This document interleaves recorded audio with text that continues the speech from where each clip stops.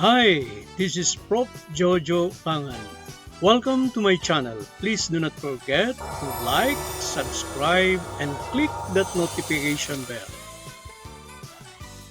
So, let us welcome ourselves to international trade organizations. So, there are many trade organizations around the globe. We have WTO.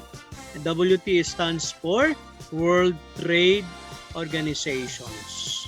Okay, let's go to WTO so that you will get familiarized what's World Trade Organization. World Trade Organization is an intergovernmental organization that is concerned with the regulation of international trade between nations. So between nations. It was founded in January 1 of 1995. So the headquarters is in Geneva, Switzerland. And it is headed by Roberto Acevedo. It has 164 member states. So the Director General is vacant. They formed it in January 1, 1995. That was 25 years ago.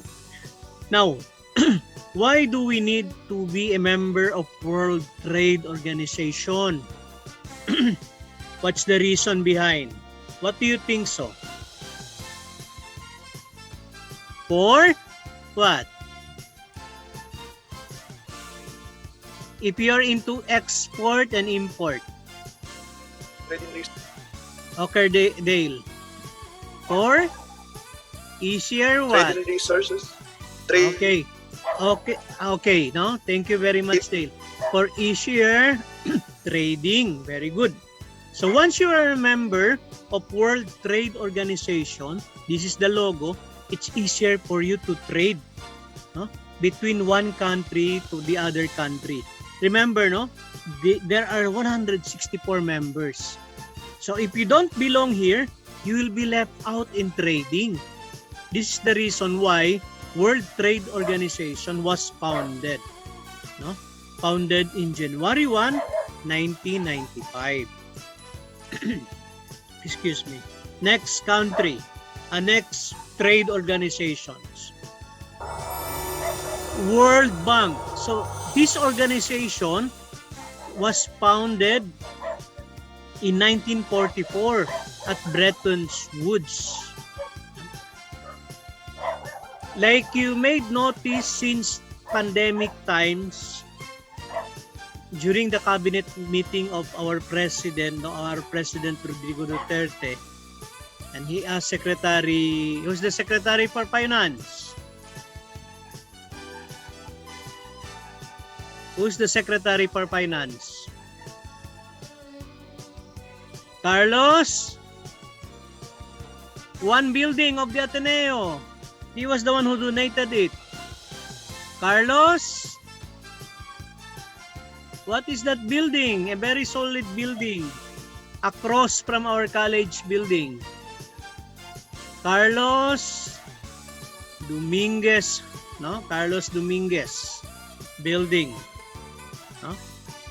So we borrowed money from World Bank, and our world debts today is, as far as I could remember, it was only 3.3 trillion. Now it's already 11 billion. 11 trillion. So my gosh, where do we get money to pay all of those? Your children's children will be paying that amount, to World Bank by tax. You will be working, and your taxes will go to the payment of loans. So World Bank is an international financial institution that provides loans and grants to the governments of low and middle income countries like the Philippines for the purpose of pursuing capital projects. Roads, bridges, schools, hospitals, sa government buildings.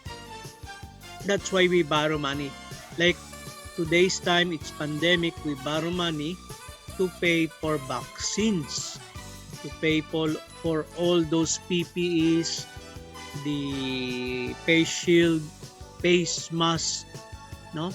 The machines used for detecting whether you have COVID. So the purpose of why we establish the world established from World Trade Organization, they established World Bank. The purpose it's for economic what? Development.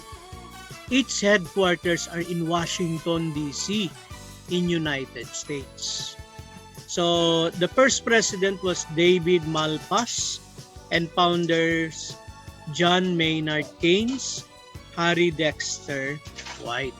So those are the founders of World Bank. From World Trade Organization, 1995, no? 99, that was 9. First, it was the World Bank and then follows the World Trade.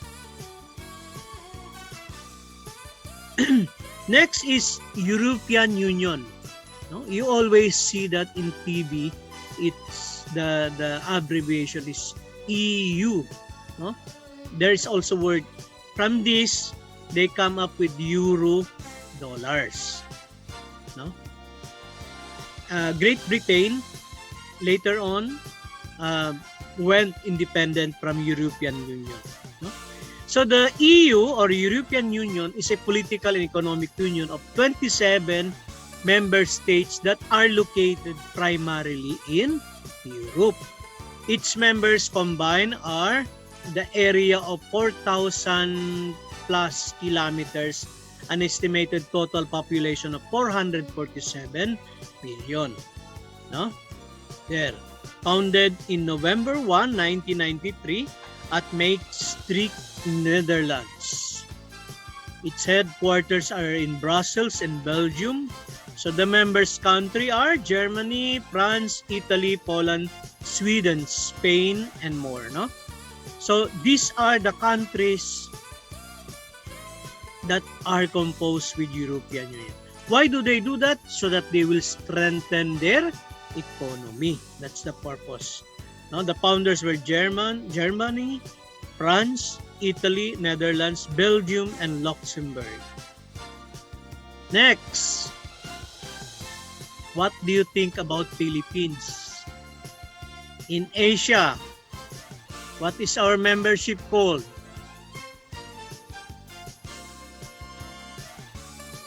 Starts with letter A. What's that? ASEAN, sir. Very good. ASEAN. ASEAN, no? So, ASEAN community. So, we always see this in television and PTV. So, this is their logo, ASEAN community. So, the ASEAN community is the Association of Southeast Asian Nations. Is a regional intergovernmental organizations comprising with 10 countries in Southeast Asia, which promotes intergovernmental cooperation and facilitates economic activities. Those members of this are Indonesia, Thailand, Singapore, Malaysia, Philippines, Vietnam, Cambodia, and Myanmar and Laos. No? So its headquarters are found in Jakarta, Indonesia, and founded in 1967. So these are the founders: Narciso Ramos, Abdul Razak Hussein, Adam Malik, Rajaratman, Tarat Kuman. No? So the subsidiary name is called ASEAN Regional Forum. Whom do you think is the president of ASEAN community? Do you know who is the president to this time? Who is the president of the Philippines? President Rodrigo. Very good. President Rodrigo Duterte is the ASEAN president. Meaning to say, is very powerful, not only in the Philippines but all among Asian countries. He was voted to be the very strong leader because of his economic principles. He does build more infrastructures. It's okay for Manila, okay for Luzon, but not okay for the Philippines, the whole entire Philippines, not okay for Mindanao. You look at our roads and bridges, presumably it should be okay if the daughter will continue his presidency, his leadership, because it could be most probably the development will also be in Mindanao, just like in Luzon. A lot of improvements from roads to bridges to hospitals to airport was built by this man. In his leadership. Okay, ASEAN must collaborate to defeat coronavirus according to President Duterte. Considering we are a developing country and our cash on hand are not good, that's why we borrow to World Bank. And his trust is that every people should be in Asia should be vaccinated. That is to protect you from coronavirus. Okay? Therefore, in conclusion, globalization promotes innovation in trading.